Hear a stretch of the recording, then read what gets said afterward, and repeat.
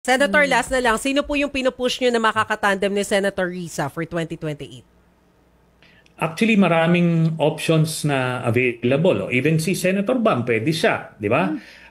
Maraming nagsasabi si General Torre, pwede siya, di ba? Even si Senator Raffy Tulfo, marami pang mga permutations yan. Pero ang pinaka-importante kasi dito, yung presidente. Kasi 'di ba, dapat yung leader talagang nasa sayo magsisimula yon, yung readiness na tipong gusto mo bang mamuno ng ating bansa with all the problems, with all the challenges? Kailangan buo ang loob mo to answer that question. Yes, hindi pwedeng itutulak ka ng mga tao kasi yung mga ganong mga pa-cute na style of politics hindi na nga bumenta eh. Tsaka ano yan, it's unfair to the people na pinipilit ka pa na maging leader nila.